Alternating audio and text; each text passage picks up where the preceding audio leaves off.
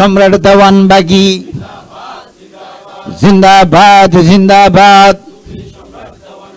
চাঁদের মাঝে কি দেখেছি, দয়াল বাবার নূরের ছবি, সুফি সম্রাট দেওয়ানবাগী। সম্মানিত ভাইয়েরা,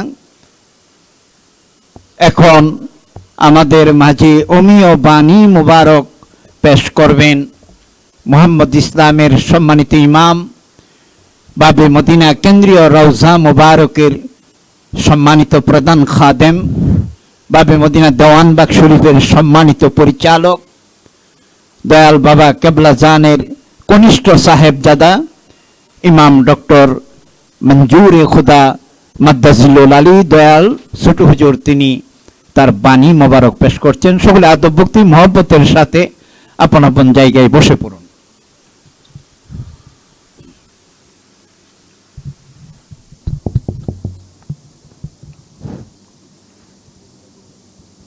আউযু বিল্লাহি মিনাশ শাইতানির রাজিম।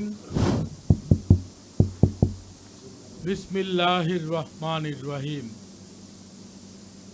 সর্বপ্রথম আমি গোলাম আমার মহান মুর্শেদ, দিন দুনিয়ার কোহিনূর, পাপী তাপীদের কাণ্ডারি, মুক্তির দিশারি মোহাম্মদ ইসলামের একমাত্র মুর্শেদ, আখিরি জামানার শ্রেষ্ঠ মহামানব বাবা দেওয়ানবাগী এবং তিনার সহধর্মণী কুতুবুল আক্তাব আব্দুর মাকনুন খাতুনে জান্নাত হজরত দয়াল মা রহমাতুল্লাহ আলাইহার পরশময় কদম মোবারকে আমি গোলাম আমার শতকোটি সালাম এবং কদমবুতি জানাই। আমার সম্মানিত প্রিয় আশেকে রাসূল জাকের ভাই ও বোনেরা, আপনারা সকলে আমার সালাম গ্রহণ করুন। আসসালামু আলাইকুম ওয়া রাহমাতুল্লাহি ওয়া বারাকাতুহু। আলহামদুলিল্লাহ, মহান মালিকের অপার দয়ায় আমরা সপ্তাহের পবিত্রতম দিন জুমার দিন অর্থাৎ শুক্রবার দিন একত্রিত হয়ে মহান মুর্শেদ বাবা দেওয়ানবাগীর পরশময় কদম মোবারকে আসার সুযোগ পেয়েছি। তার জন্য সবাই বলি আলহামদুলিল্লাহ। সম্মানিত আশেকে রাসূল জাকির ভাইরা, আমাদের মহান মুর্শেদ বাবা দেওয়ানবাগী তিনার পুরোটা জীবন আমাদেরকে শিক্ষা দিয়েছেন কিভাবে একজন মানুষ দুনিয়াতে থেকে আল্লাহ রাসূলের সঙ্গে যোগাযোগ করবে, কিভাবে একজন মানুষ দুনিয়াতে থেকে তার মালিককে চিনবে, জানবে, মালিকের সঙ্গে জেনে যোগাযোগ করে ধর্মকর্ম করবে। দেখেন, একটু গভীরভাবে যদি আমরা চিন্তা করি তাহলে দেখা যায় প্রত্যেকটা আমাদের ধর্মের যে বিধিবিধানগুলো আছে, নামাজ, রোজা, হজ, যাকাত, প্রত্যেকটা বিধিবিধানই আসলে আমাদের জীবনে বাস্তবায়িত করতে হয়, পালন করতে হয় নিজের মালিকের সঙ্গে যোগাযোগ স্থাপন করার জন্য। কিন্তু পরিতাপের বিষয়, আমাদের সমাজে দুনিয়াতে থেকে যে আল্লাহর সাথে যোগাযোগ করা যায় এটা আমরা বিশ্বাসই করি না। অথচ আমাদের ধর্মীয় যে বিধিবিধানগুলো আছে প্রত্যেকটা বিধিবিধানই হচ্ছে নামাজ। আসসালাতু মিরাজুল মুমিনিন, নামাজ হচ্ছে মুমিনের জন্য আল্লাহর সাক্ষাৎ পাওয়ার একটা মিরাজের একটা অবস্থা। তারপরে রোজা, আসাউমুলি ওয়ানা আজিবি, রোজা আমার জন্য, তার প্রতিদিন আমি। হজের বেলায় দেখেন, হজটা যদি একটু গভীরভাবে চিন্তা করেন, আমরা যখন হজে যাই কাবার চারপাশে ঘুরি আর কি বলি, আমি হাজির, আমি লাব্বাইক, আমি হাজির, আমি উপস্থিত। এই হাজিরা কার কাছে? আল্লাহর কাছে। তো ধর্মের প্রত্যেকটা বিধিবিধান এটাই শিক্ষা দেয় যে কিভাবে আপনি আপনার মালিকের সাথে কানেক্টেড হবেন। কিন্তু আফসোস, আমরা এটাই বিশ্বাস করতে নারাজ, দুনিয়াতে থেকে নিজের মালিককে পাওয়া যায়। মহান মালিকের কদম মোবারকে লক্ষ্য করে শুকরিয়া জানাবো, আমরা নিজেরাও এই ভুলের মধ্যেই আমাদের জন্ম, এবং এই ভুল হৃদয়ে ধারণ করে হয়তো একটা আমার সময় আমাদের মৃত্যু হতো যদি না আমরা বাবা দেওয়ানবাগীর কদম পেতাম। বাবা দেওয়ানবাগী দয়া করে আমাদেরকে নির্ভুলভাবে এই ধর্মের শিক্ষাগুলো দিয়েছেন যে কিভাবে একজন মানুষ, এই যে নামাজ, বাবাজানি দয়া করে শিখিয়েছেন। আমরা ছোটকাল থেকে নামাজ কিভাবে পড়তে হবে, নামাজে পড়ার বিধি বিধান, এগুলো তো আমরা মক্তব থেকে হোক, নিজেদের পরিবার থেকে হোক শিখেই আসছি। কিন্তু কিভাবে নামাজে প্রতিপালককে পেয়ে তাকে সামনে হাজির নাজির ওয়াহেদ জানিয়ে তাকে সামনে রেখে কিভাবে মালিকের কদমে সেজদা করতে হবে, সেই শিক্ষাটা আমরা কার কাছ থেকে পাই বলেন তো? বাবা দেওয়ান ভাই। রোজা সম্পর্কে ওই যে মনে করেন বছরে একটা মাস হচ্ছে সূর্যোদয় থেকে সূর্যাস্ত পর্যন্ত আমরা পানাহার, পাপাচার, কামাচার থেকে নিজেদেরকে বিরত রাখবো। এর নাম কি? রোজা। এই রোজা কিন্তু মোটামুটি আমরা সবাই যার যার ঘরে থেকে জানি। কিন্তু রোজা কি, রোজা রাখলে কি হয়, রোজা ক্লাসিফিকেশন, রোজা কয় প্রকার, কোন রোজাকে কি বলা হয়, কোন রোজার মাধ্যমে কতটুকু উপকৃত হওয়া যায়, তার এই পূর্ণাঙ্গ বিস্তারিতটা আমরা রোজা, হাকিকতের রোজাটা, রোজার বাস্তবতাটা আমরা কার থেকে শিখছি বলেন তো? বাবা দেওয়ান। তো একইভাবে প্রত্যেকটা ইবাদত কিভাবে নির্ভুলভাবে করা যায় তার মূল শিক্ষাটাই দিতেন আমাদের মহান মুর্শিদ বাবা দেওয়ান ভাই। সম্মানিত আশেকে রাসূল জাকির ভাইরা, এই যে আমরা গত সপ্তাহে বা 2 সপ্তাহ আগে বাবা জানের একটা বয়ান শুনতেছিলাম। নামাজে রব্বানার আয়াতগুলো দিয়ে, প্রার্থনার আয়াতগুলো দিয়ে নামাজ পড়ো, খুব ভালো কথা, এটা একটা উত্তম উপদেশ নাকি? যদি প্রশ্ন করে কেন, আরো তো আছে, আরো তো আয়াত পড়ার বিধান আছে, পড়লে সমস্যা কি? এর উত্তর, সদুত্তর আমি কারো কাছে শুনিনি। বাবাজান এত সুন্দর বাজারের একটা গল্প বলছে, মনে আছে? যে বাজারে গেলে আপনি সাবান, তেল, লবণ, মাছ, মাংস সব কিনবেন, যে সবই আপনার প্রয়োজন, কিন্তু সবকিছু এক জায়গায় প্রয়োজন না। এত চমৎকার একটা গল্প বলছে। আসলে কি জানেন, একজন শ্রেষ্ঠ শিক্ষকের শ্রেষ্ঠত্ব কোথায় প্রকাশ পায় জানেন? এটা এমন শিক্ষকের কোনো মূল্য নাই, ক্লাসে বিরাট লেকচার দিয়ে গেল, অডিয়েন্স ছাত্র কিছুই বুঝলো না। একটা কঠিন থেকে কঠিনতম বিষয়কে পানির মতো ছাত্রের মুখের সামনে গুলায় যে দিতে পারে, সেটাই হচ্ছে শিক্ষকের ক্যারিশমা। তাসাউফ, সত্যি কথা, তাসাউফ কখনো সহজ বিষয় না। আল্লাহকে, তাসাউফ শব্দের অর্থ কি বলেন তো? আল্লাহকে দেওয়ার গোপন বিদ্যা, নিগুড় রহস্য। তাহলে যেই বিদ্যাটা গোপন, যেটা নিগুড় রহস্য,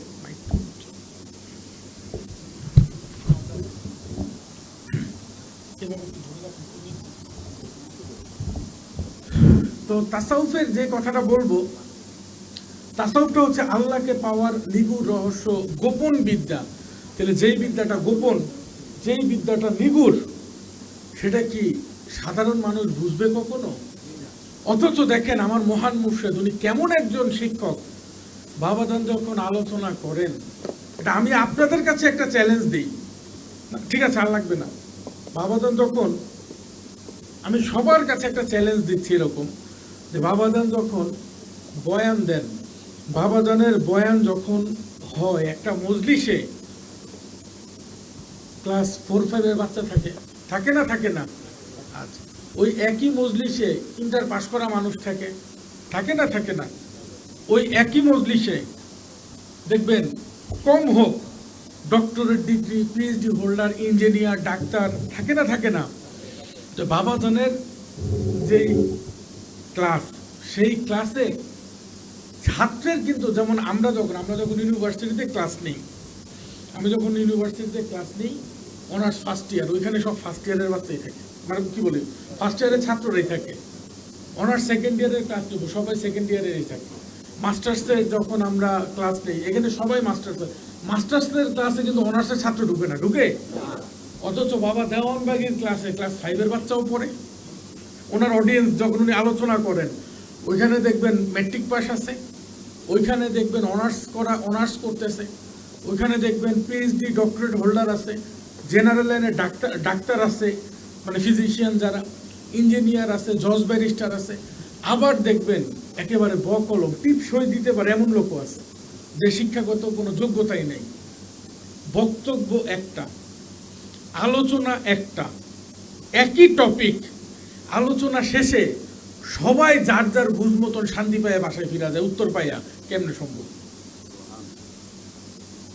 আমি আজ পর্যন্ত কখনো শুনি নাই। আমি আপনাদেরকে জিজ্ঞেস করি, বাবাজান আলোচনা করছেন এই বিষয়টা মনের মধ্যে খটকা রয়ে গেছে, এমন কখনো কারো হয়েছে কি? উত্তর নিয়ে বাসায় গেছেন না যান নাই? তাহলে সবাই তো এখানে একরকম না। সত্যি কথা, আমাকে যদি আমাদের ইউনিভার্সিটির কোনো শিক্ষককে যদি বলেন যে তোমার একটা ক্লাস দেওয়া হবে যেখানে 5 এর বাচ্চা থাকবে, অনার্সের থাকবে, মাস্টার্সের থাকবে, পিএইচডি থাকবে, ওটি স্যারটা দৌড় দিবে। কারণ আপনারা জানেন ক্লাস 1-এ 2-এ 3 প্রত্যেকটার জন্য আলাদা শিক্ষক, আলাদা ক্লাস থাকে।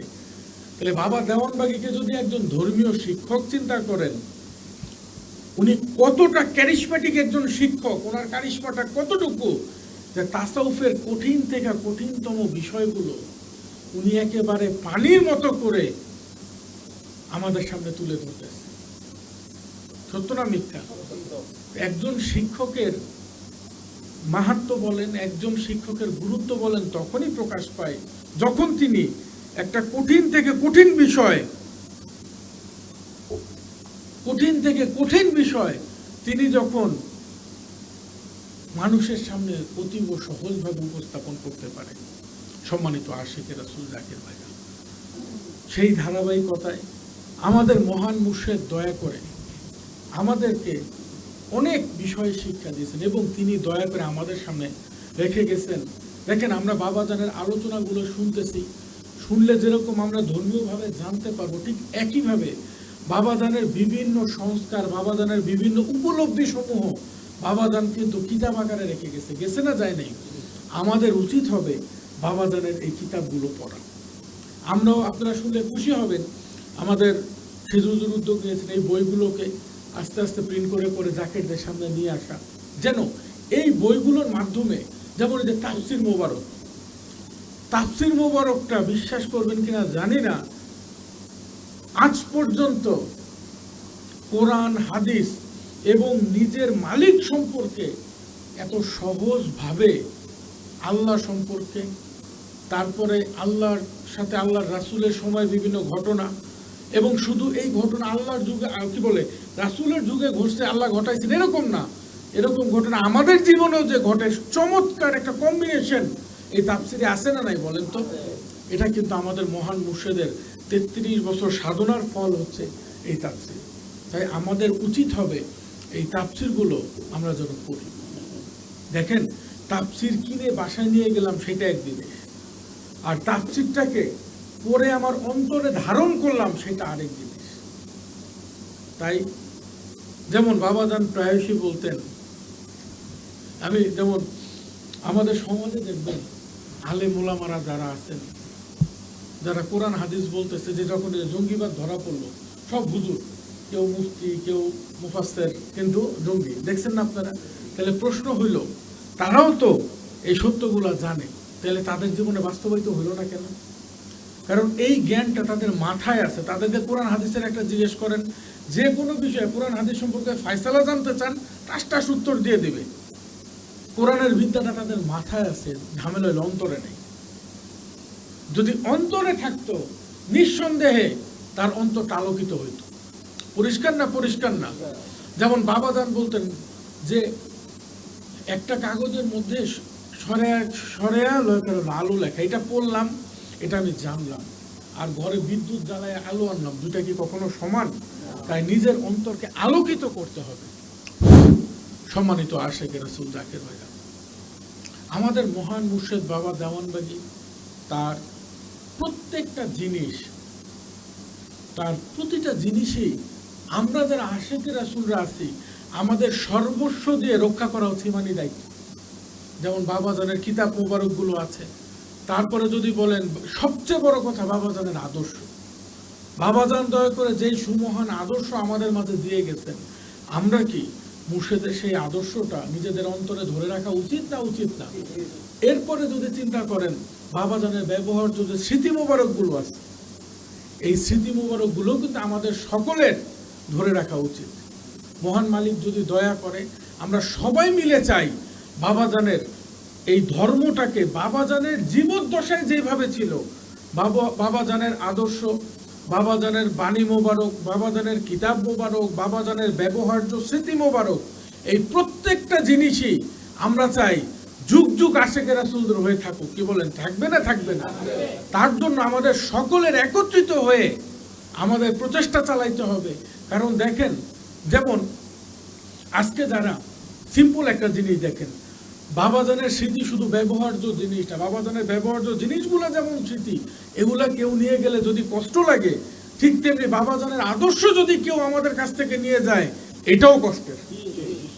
ওই যে বড় হুজুরের আজকে একটা কথা আমি বলতে বাধ্য হব। বড় হুজুর বলছিলেন, সব ব্যাপারে আপোষ করো, মীমাংসা করো, মিল্লামিশা চলো। বড় হুজুরের লোককে আমি খুব শান্তিপ্রিয় মানুষ। বড় হুজুর একটু রসিকতা করে বলতেন কি, সরল সোজা মানুষ, কি জানি, সোজা পথে যাই, ডাইল দিয়া ভাত খাই, বড় হুজুর প্রায় বলেন। আমি কোনো গ্যাঞ্জামের আগেও নাই, পাশেও নাই। তবে দেওয়ানবাগির ব্যাপারে জিরো টলারেন্স, এটা আমাদের বড় সাহায্য। বাবা দেওয়ানবাগির আদর্শের প্রশ্ন যেখানে, বাবা দেওয়ানবাগির বিষয় যেখানে, সেইখানে আমরা এক চুল পরিমাণও অনড় নয়। কি বলেন, সত্য না মিথ্যা? আমরা সবাই একত্রিত হয়ে দেখেন, মনে রাখবেন, একদিকে যেমন মুর্শিদের আদর্শ, একদিকে যেমন মনে করেন বাবাজানের ব্যবহার্য স্মৃতি মোবারক, একদিকে যেমন মনে করেন বাবাজানের প্রত্যেকটা জিনিস, যেই জিনিসগুলা বাবাজান আশেকে রাসূলদের জন্য উন্মোচিত করে গেছে, তা কখনো আর আবৃত করার সুযোগ নাই। পরিষ্কার না? পরিষ্কার না? আমাদেরকে দিয়ে কিছু মনে করেন, আগে বুঝতে হবে, আমাদেরকে দিয়ে জীবন বা দুনিয়া বা ধর্ম শেষ না। বাবা দেওয়ানবাগী এমন এক সম্পদ, যদি আমার মতো হাজার মঞ্জুরে খোদা কোরবান হয়, তারপরেও দেওয়ানবাগীর আশেকরা হাজার বছর পরে হইলেও দেওয়ানবাগীকে ভালোবাসবে আর কাঁদবে। আজকে চিন্তা করে দেখেন, আজকে মানুষ লক্ষ লক্ষ টাকা দিয়ে ভারতে যায়, কি জানি আজমির শরীফে ওনার রওজা মোবারকটা দেখতে। সত্য না মিথ্যা?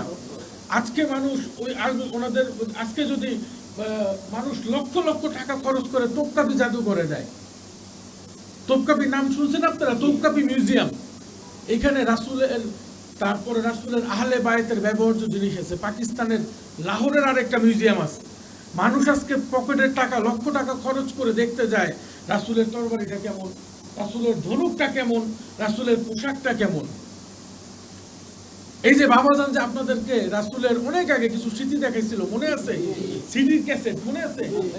এই স্মৃতিগুলা কোন জায়গা থেকে, মানে এগুলো তো বাবাজান সংগ্রহ করছেন, এগুলা সংরক্ষিত কোথায় বলেন তো? এই জায়গাগুলোতেই, কিছু তোপকাপিতে, কিছু লাহোর মিউজিয়ামে। তো এই কারণে আমরা চাই আমাদের মহান মুর্শিদ বাবা দেওয়ানবাগীর একদিকে যেমন আদর্শ, একদিকে বাবাজানের কিতাবাদি, একদিকে মনে করেন বাবাজানের সমস্ত স্মৃতি মোবারক, সবকিছু যেইভাবে বাবাজানের জীবদ্দশায় ছিল, একইভাবে এখনো আমরা রাখতে চাই। আপনারা কি চান না? চান না? কোনো অবস্থাতেই আমরা এর পরিবর্তন চাই না, কোনো অবস্থাতেই আমরা এর পরিবর্তন চাই না। কারণ বাবা দেওয়ানবাগী তার জীবনের সবকিছু ট্রাস্ট করে গেছেন যেন এই মোহাম্মদ ইসলাম কিয়ামত পর্যন্ত অপরিবর্তিত থাকে। বাবাজানের অনেক বয়ান আছে। বাবাজান বলছেন যে যদি আমার পরে, বাবাজান ব্যাখ্যা দিয়েছেন, আমার পরে যদি কেউ পীর হয় তাহলে প্রবলেমটা কোথায়? বাবাজান বলছেন আমার পরে যদি কেউ মুর্শিদ হয়, পীর হয়, সে তো এসে আমার রাসূলের কথা বলবে না, সে তো আশেকে রাসূলের শিক্ষা দিবে না, সে তার ধর্ম প্রচার করবে। এই কারণে বাবাজান ক্লিয়ার কাট বলে গেছে, আমার দরবারে কেউ পীর হবে না। যদি আমার সন্তানদের মধ্যে কেউ এরকম দাবি করে, আপনারা পাত্তাও দিয়ে দাও।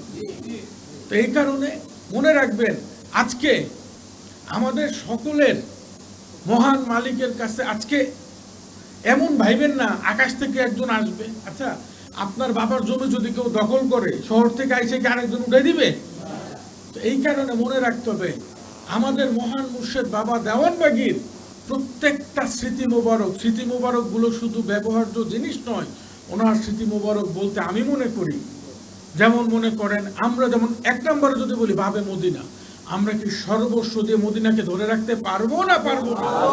তারপরে যদি বলেন বাবাজানের ব্যবহার্য জিনিসগুলা, বাবাজানের স্মৃতি মোবারক, আমরা কি সেই স্মৃতি মোবারক গুলা কাউকে নষ্ট করতে দিব কখনো? কোনো অবস্থাতেই না। তারপরে যদি মনে করেন বাবাজানের যে বই মোবারক গুলা, এই বই মোবারক গুলা কি আমরা কালের অতলে হারায় যেতে দিব? কোনো অবস্থাতেই না।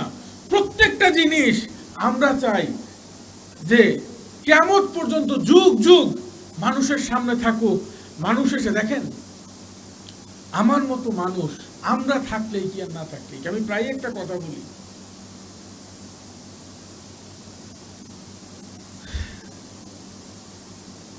আমারে একদিন বলতেছে, ছোট হুজুর আজকে আপনার বক্তব্য শুনলাম, বাবা জানের বক্তব্য শুনলাম, বললাম ভালো। তো বললো যে সেম সাইট না, আপনি যে বিষয়গুলো বলছেন বাবা জানের সাথে ওই জিনিসগুলো মিলছে। তাই বললাম যে শিখছি যেহেতু বাবা জানের কাছ থেকে, ওনারই পড়া পড়ছি, ওনার কাছ থেকে শিখছি, মিলতেই পারে। এরপরে তার আমি একটা কথা বললাম যে দেখেন, উনি আবার আমারে বলতেছিল খুব প্রশংসামূলক ভাবে যে আপনি খুব সুন্দর আলোচনা করছেন, এটা সেটা ব্লা ব্লা অনেক কিছু। আমি ওনার একটা কথাই বললাম যে দেখেন,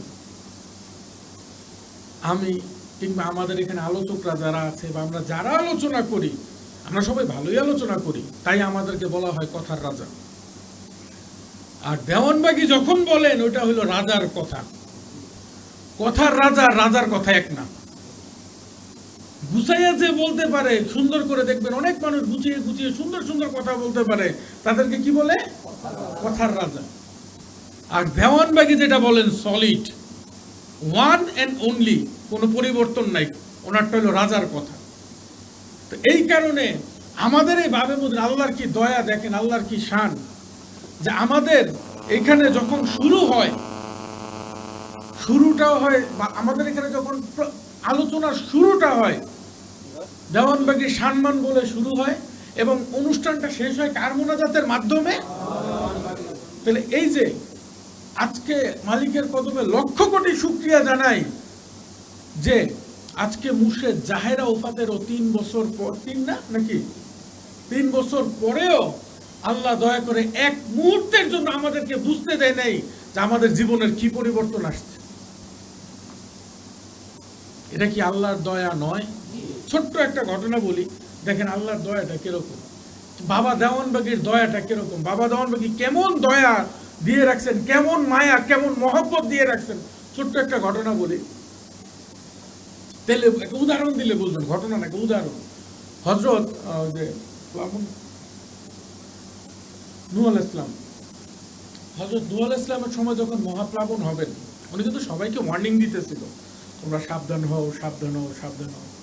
কিন্তু দেখেন যারা ওনার উম্মত তারা তো বুঝছে, সতর্ক, কিন্তু যারা হয় না তারা তো হাসি তামাশা করছে। যাই হোক, এক বুড়ি, সে আবার নূহ আলাইহিস সালামের বুড়ি মানাচ্ছে, তো সে নূহ আলাইহিস সালাম গিয়া বললো যে আপনি যে নৌকা টোকা বানাইতেছেন আসলে কি? তখন নূহ আলাইহিস সালাম বললো যে আমার আল্লাহ জানাইছে বিরাট প্লাবন হবে। তখন ওই বুড়ি বললো যে বাবা আমি তো হে আল্লাহ রাসূল, হে আল্লাহ নবী, আমি তো জানিও না, আমি মূর্খ সূর্খ মানুষ, কবে প্লাবন হবে কিভাবে হবে আল্লাহ তো আপনারা জানাবে, তো জানাইলে আমারে বললেন, আমিও আপনার নৌকায় আইসা বলবো।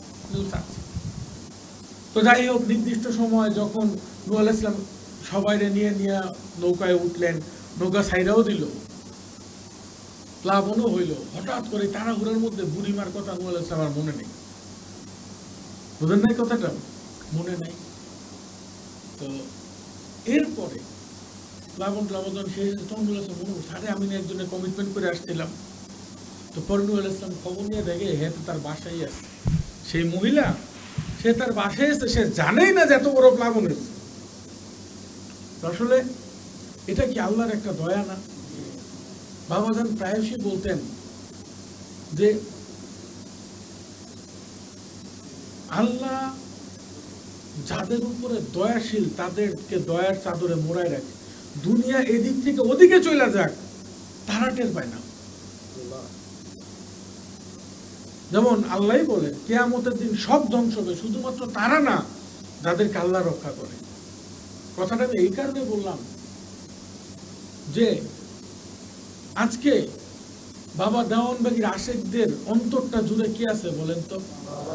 বাবা দেওয়ানবাগী, বাবা দেওয়ানবাগী দয়া করে আমাদের বুঝতে সুযোগও দেন নাই যে 28শে ডিসেম্বর 2020 কিছু হয়েছে কিনা।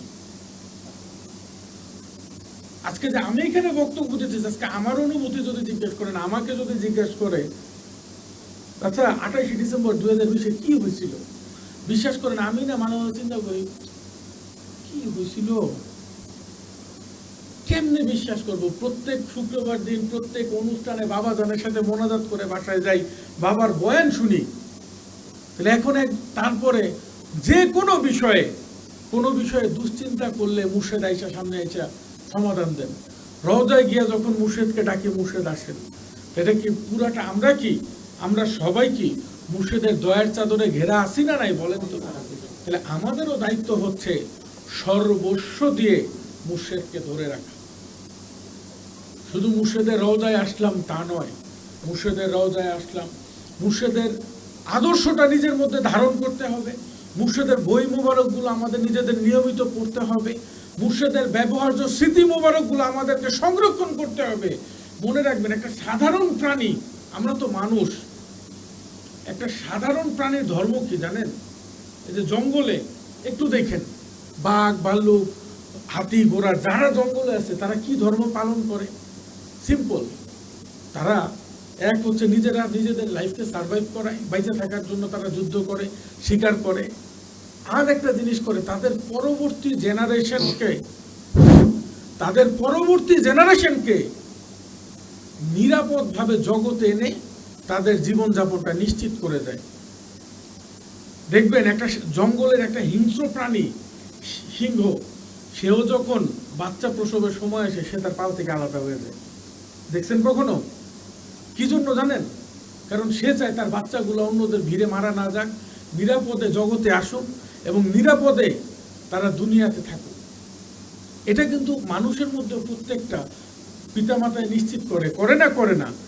দেখবেন যে বাচ্চাদের জন্য টাকা পয়সা জমি জমা রেখা যায়, যাতে আমার পরে আমার ছেলেমেয়েরা খাইয়া যেতে পারে।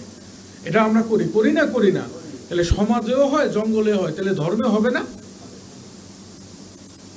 আমরা দেওয়ানবাগির আশিক, আমাদের সামনে যদি বাবাজানের সব হারায় যায়, পরবর্তী জেনারেশন কি পাবে? তাহলে আমাদের দায়িত্ব হচ্ছে বাবা দেওয়ানবাগির আদর্শ, বাবা দেওয়ানবাগির কিতাব সমূহ, বাবা দেওয়ানবাগির স্মৃতি সমূহ আমরা যেন পরবর্তী জেনারেশনের জন্য রাইখা দিতে পারি। দেখেন, আরাম আয়েশ হয়তো আমাদের কপালে নাই লেখা থাকুক। বাবাজান যখন মুক্তিযুদ্ধে গেছিল, আজ পর্যন্ত কোনো মুক্তিযোদ্ধারা শুনি নাই আফসোস করতে। অন্যরা আফসোস করে, মুক্তিযোদ্ধারা বলে যে আমরা তো পাবো। আমি যত মুক্তিযোদ্ধার সাথে কথা বলছি তারা গর্ব করে বলে, আরে আমরা কি যুদ্ধে কিছু পাইতে গেছি নাকি? আমরা তো আমাদের পরবর্তী জেনারেশনের নিশ্চয়তা দিতে গেছি, যাতে তারা যেন একটা নিরাপদ দেশ পায়। আমরা তো আমাদের চিন্তা করেই নাই। যে কোনো মুক্তিযোদ্ধারে জিজ্ঞাসা করেন, সে বলে যে আমরা যখন যুদ্ধে গেছি আমাদের চিন্তাও ছিল না আমাদের টাকা হবে, গাড়ি হবে, বাড়ি হবে, সরকার থেকে বিরাট বিরাট মেডেল দিবে, রাষ্ট্রীয় কি বলে জাতির শ্রেষ্ঠ সন্তান বানায় দিবে। আমরা এগুলো আশাও করিনি। আমরা এটাও জানতাম না দেশ স্বাধীন হবে কি হবে না। আমরা শুধু চাইছি যুদ্ধ করব, জয় পরাজয় আল্লাহর হাতে, কিন্তু অন্যায় দেখা চুপ থাকবো না। পরিষ্কার না? এই কারণে আমি কোনোদিন কোনো মুক্তিযোদ্ধাকে আফসোস করতে দেখি না। তারা গর্বের সাথে বলে, আমরা চাইছি আমাদের ঘরের যে মানুষগুলো আছে তারা যেন নিরাপদে থাকে, তারা যেন একটা স্বাধীন দেশ পায়। তাইলে আমাদেরও উচিত হচ্ছে পরবর্তী যারা দেওয়ানবাগি, আজকে যারা ছোট ছোট বাচ্চা, দেখেন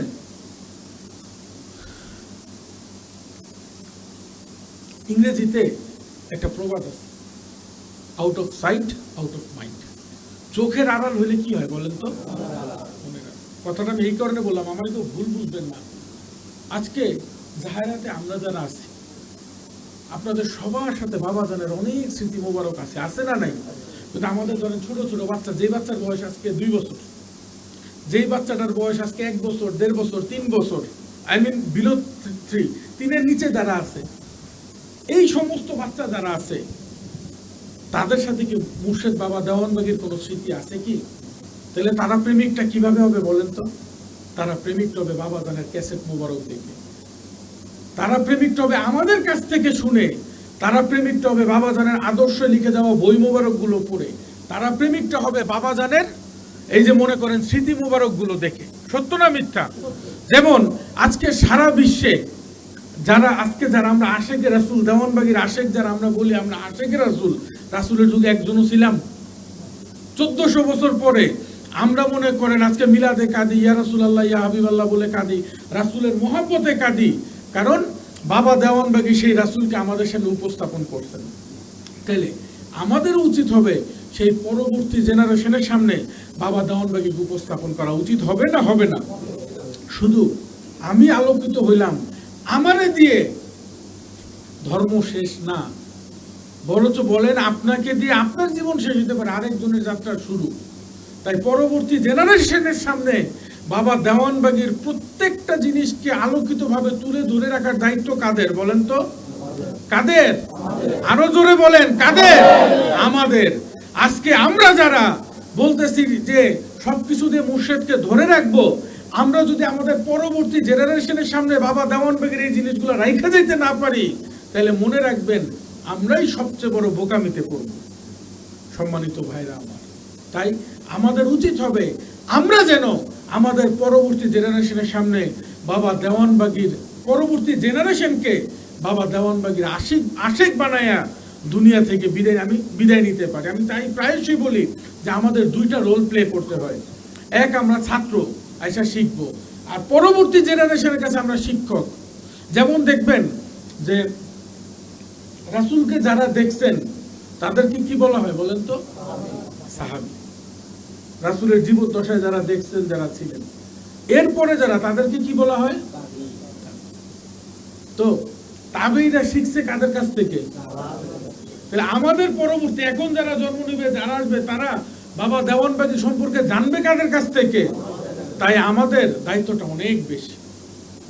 মহান মালিক আমাদের সবাইকে যেন দয়া করেন, আমরা যেন বাবা দেওয়ানবাগীর বেলায় সর্বস্ব দিয়ে মুর্শেদকে ধরে রাখতে পারি, মুর্শেদের সবকিছু নিয়ে আমরা থাকতে পারি। পরিষ্কার না? পরিষ্কার না? সম্মানিত ভাইরা আমার, আরেকটি বিশেষ ঘোষণা। আজকে 3 তারিখ, আগামী 8ই মে আমাদের হযরত দয়াল মা রহমাতুল্লাহ আলাইহার শুভ, জানেন তো আপনারা? তো সেই দিন সকাল থেকে রাত পর্যন্ত আপনারা আপনাদের সুবিধা মতো আসলেন, মার জন্য একটা ফুল নিয়ে আসলেন, বা আপনাদের সুবিধা মতো আসলেন, দয়াল মাকে সালাম করলেন, নিজের মতো মার কাছে একটু সময় কাটালেন, সেটা আপনাদের ব্যাপার। তো বাবাজানকে সবসময় দেখতাম, দেখেন ওই দিন তো বুধবার, তো আমরা মালিক যদি দয়া করে সন্ধ্যার পরে যে অনলাইন প্ল্যাটফর্মের প্রোগ্রামটা আমরা করলাম বুধবারের, এছাড়া মনে করেন সবাই সম্মিলিতভাবে আমরা নিকটস্থ যে শুক্রবার, অর্থাৎ কত তারিখ? 10 তারিখ, আমরা যদি 10 তারিখে সবাই মিলে দয়াল মার জন্মদিনটা করি, কেমন হয়? তাহলে আপনাদের সবাইকে দাওয়াত, জাকের বোনেরা, জাকের ভাইরা, আপনাদের সবাইকে দাওয়াত থাকবে, আপনারা আসবেন। আগামী 10 তারিখে আমরা সম্মিলিতভাবে হযরত দয়াল মা রহমাতুল্লাহ আলাইহার শুভ জন্মদিনটা পালন করবো, ঠিক আছে? মহান মালিক আমাদের সবাইকে দয়া করুক, আমরা যেন জীবনের শেষ মুহূর্ত পর্যন্ত বাবা দেওয়ানবাগীর কদম মোবারকে থেকে, শুধু কদমে থাকলাম তা নয়, আমাদের নিষ্ঠার সাথে দায়িত্বটা পালন করতে পারি। অর্থাৎ বাবা দেওয়ানবাগীকে যেমন হৃদয়ে রাখলাম, বাবা দেওয়ানবাগীর প্রত্যেকটা স্মৃতিও আমাদের আশেকদের সম্মুখে যেন ধরে রাখতে পারি। মালিক যেন সেই তৌফিক ভিক্ষা দেন, সবাই বলুন আমিন। এই পর্যায়ে আমরা আমাদের মহান মুর্শেদ বাবা দেওয়ানবাগীর বাণী মোবারক শুনে বাবাজানের সঙ্গে মোনাজাতের মাধ্যমে আজকের অনুষ্ঠান থেকে বিদায় শেষ করব। আমি বিদায় নিচ্ছি। আসসালামু আলাইকুম ওয়া রাহমাতুল্লাহি ওয়া বারাকাতুহু। নারায়ে তাকবীর, নারায়ে তাকবীর। সুফি সম্রাট দেওয়ানবাগী জিন্দাবাদ, জিন্দাবাদ। বাবা আপনার কদমে ঠাই চাই অধমে, সুফি সম্রাট দেওয়ানবাগী। সম্মানিত ভাইয়েরা, এতক্ষণ বাণী মোবারক পেশ করলেন কনিষ্ঠ সাহেবজাদা মোহাম্মদ ইসলামের সম্মানিত ইমাম, ইমাম ডক্টর মঞ্জুর খোদা মাদ্রাজুল আলী দয়াল ছোট হুজুর। এই পর্যায়ে এখন মহামূল্যবান বাণী মোবারক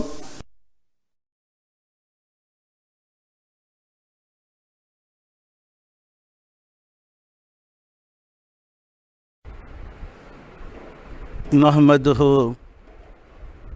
व नुसल्ली अला रसूलिल करीम।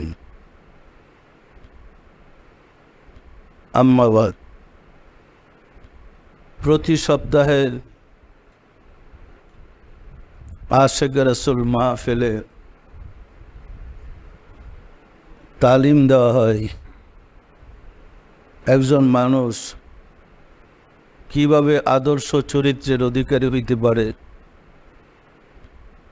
পাশাপাশি আল্লাহর নৈকট্য লাভ করতে পারে এবং মোমেনে পরিণত হতে পারে। সম্মানিত আশিকে রাসূলেরা, ইসলাম ধর্ম মানুষকে শান্তিতে বসবাস করার পদ্ধতি শিক্ষা দিয়েছেন এবং শান্তিতে বসবাসকারীকে মুসলমান বলে, আর এই শান্তির ধর্ম কি ইসলাম বলে। কিন্তু বর্তমান বিশ্বের ইসলামের অবস্থা দেখলে আর মনে হয় না যে আমরা শান্তির ধর্মে আছি। ইসলাম বলতে এখন অশান্তিকে আমরা মেনে নিয়েছি।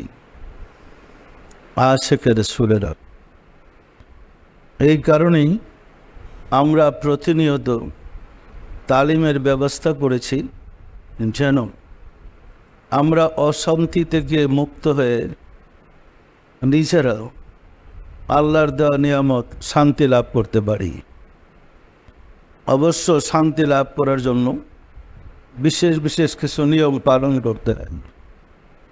যেমন 5 ওয়াক্ত নামাজে মহান রব্বুল আলামিনের পক্ষ থেকে মুসল্লিদেরকে 5টা পুরস্কার দেওয়া হয়, আর সে পুরস্কারটা সালাম ফেরানোর সাথে সাথেই উপলব্ধি হয় এবং উহা অর্জন করা হয়। আমরা সেই পুরস্কার কিভাবে অর্জন করতে হয় আদৌ পরিচিত নহি।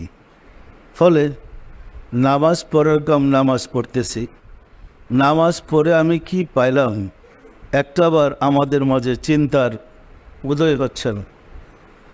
তাহলে কি এটা প্যারেডের মতো বা পিটির মতো নামাজ, শুধু শারীরিক এক্সারসাইজ? আসলে কিন্তু তা নয়। নামাজের দ্বারা আল্লাহর কাছ থেকে আমরা একটা পুরস্কার লাভ করে থাকি। যেমন হাদিস শরীফে বলা হয়েছে, আস-সালাতু মিরাজুল মুমিনিন, নামাজ হয়েছে মুমিন ব্যক্তির জন্য মিরাজ। হযরত রাসূল পাক সাল্লাল্লাহু আলাইহি সাল্লাম মিরাজ লাভ করার পরে মিরাজ থেকে আল্লাহর সাথে কথোপকথনের মাধ্যমে নামাজের বিধিবিধান এনেছিলেন, সত্য নয় কি? আর সে বিধিবিধান উম্মতে মুহাম্মাদির জন্য তিনি রেখে গেছেন। উম্মতে মুহাম্মাদি যেন সালাতের মাধ্যমে প্রতিদিন অন্তত 5 বার আল্লাহর সাথে সাক্ষাৎ লাভ করতে পারে। আমরা আল্লাহর সাথে দিদার লাভ করার উদ্দেশ্যে, আল্লাহর সাক্ষাৎ লাভের উদ্দেশ্যে নামাজ পড়ে কি? মোটেও না। নামাজে আল্লাহর সাথে দিদার লাভ করব এবং আল্লাহর পক্ষ থেকে ফায়েজটা হাসিল করব, এই সালে মুসলিম বিশ্বে কোথাও নামাজ হচ্ছে কি? এর কাছেও নেই। যদি বরং বিপত্তিটা সমাজে চলে আসছে, বলা হয় দুনিয়াতে আল্লাহকে দেখা সম্ভব না। বলে না দুনিয়াতে জীবদ্দশায় আল্লাহকে দেখা যায় না। ওই দেখবেন হাসরের মাঠে বিচারের সময়। তো হাসরের মাঠে নামাজ পড়লেই তো হয়। যখন দেখবেন তখন একটা সেজদা দিয়া ফেলাইলেন। এখন কামায় তো নামাজের কি দরকার, কি বলেন? আসলে কথাটা এরকম ছিল না।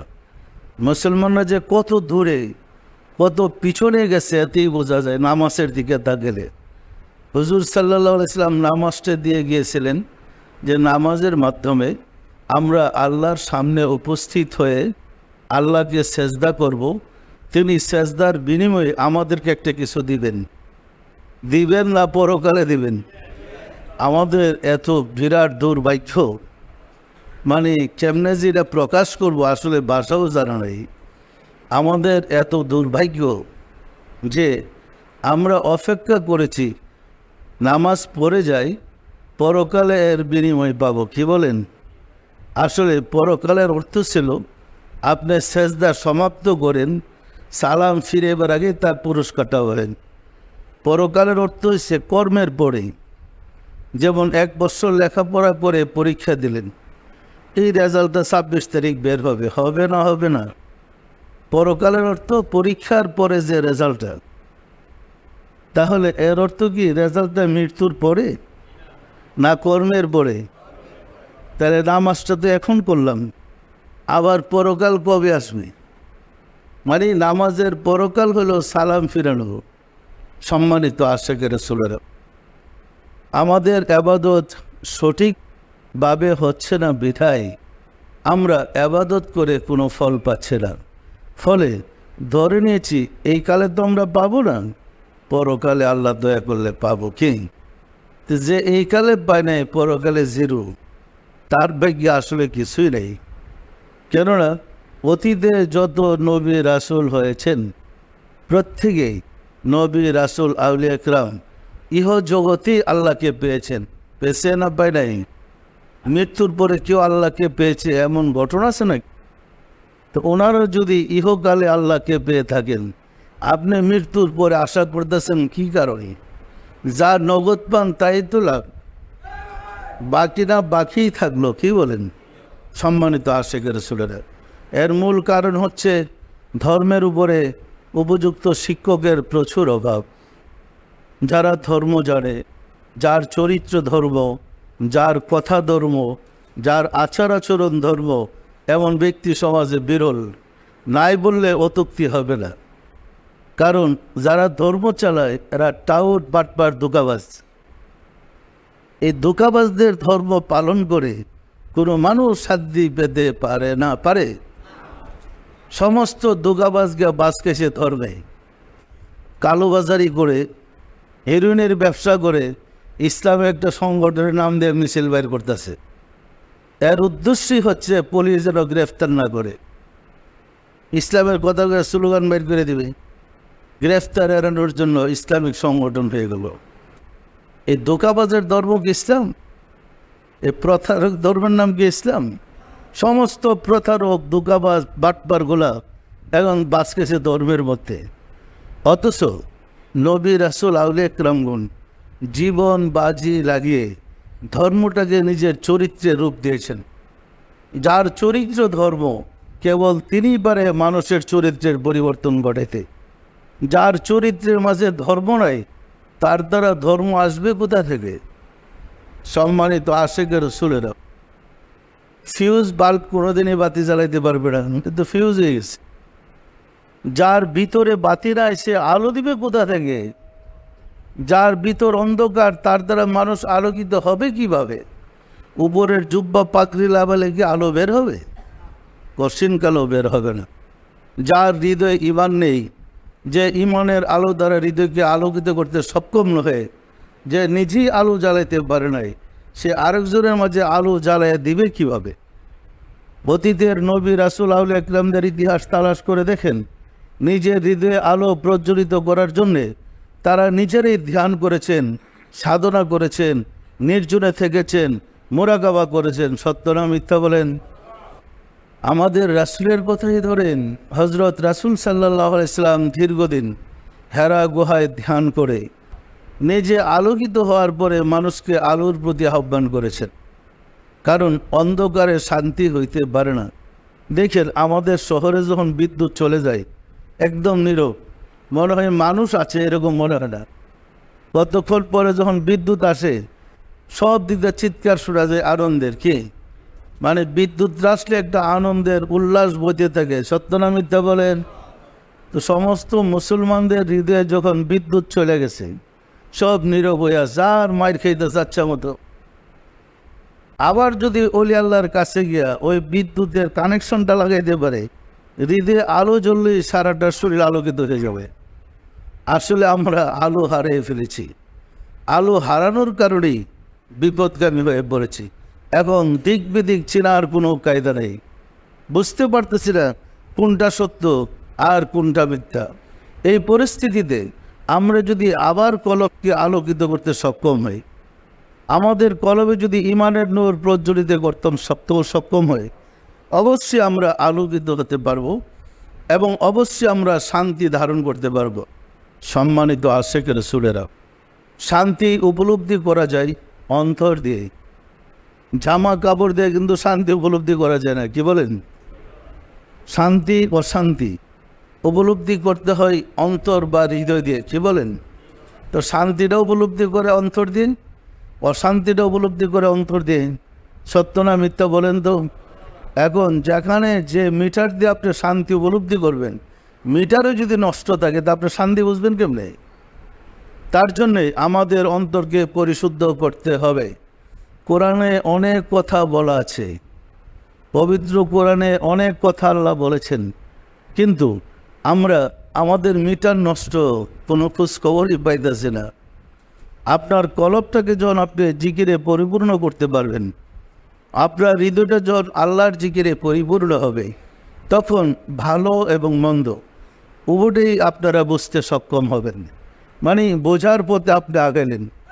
যেমন একজন হুজুর জুব্বা পাগড়ি পরে আপনার কাছে আসলো, হুজুর কি আপনার ঈমান হরণ করতে আসছে না ঈমানের সাহায্য করতে আসছে? এমনি কিন্তু চেহারা দেখলে বুঝবেন না, বোঝার কোনো কায়দা নাই।